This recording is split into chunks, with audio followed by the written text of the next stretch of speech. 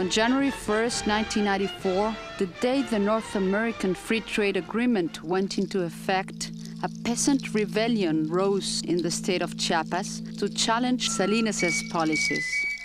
In March, while campaigning in Tijuana, presidential candidate Luis Donaldo Colosio was assassinated.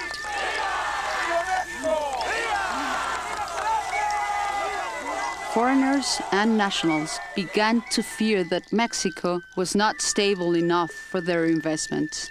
The government of new Mexican President Ernesto Zedillo, hoping to quiet those fears, decided to let the free market determine the worth of the peso in December of 1994. The Mexican currency faltered, then fell to nearly half of its former value. The recession that followed has filled the front pages of our newspapers and those of the foreign press ever since. But in the midst of the public debate about the cause of the crisis, it is the Mexican people who have had to cope with its consequences. Like many in Mexico, Giselle Gonzalez and her husband decided to buy a new house and a new car during the good times before the crisis. The interest rate was then about 20%, but when the peso fell, their rate rose to about 110%. Giselle now visits her lawyer every month, looking for some way to manage her rapidly rising debts. As a result of the crisis, the Gonzalezes now owe twice the original value of their house and 5 times the value of their car. Our problem is that the monthly payments are very high, and at the same time, the principal is still generating interest. So how much time will it take for us to finish these payments if we continue the way we're going?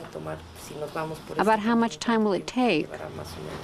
De todas las opciones, la que más viable sería en un momento es implementar. With the options you've got, I think the best course would be to try to challenge this kind of one-sided increase in the interest rate. Okay. Thank you. I'm going to bring all the paperwork to see what you can do here. My pleasure, whatever I can do. Fine. Let's see what's best.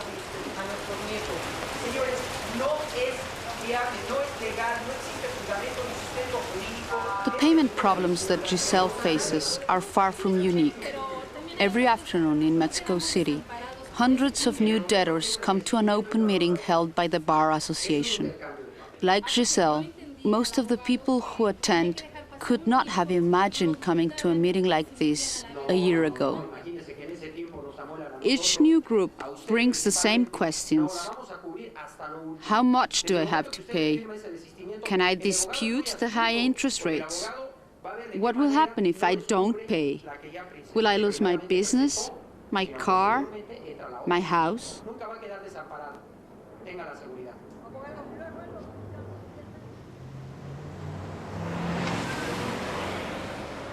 The Gonzalezes married, bought a new home, and began a family during what Mexicans now call the blessed years. For both of them, the future seemed bright. Juan Pablo joined a weekly radio talk show in addition to his work at a political studies institute. Giselle began a freelance career as a worker training specialist.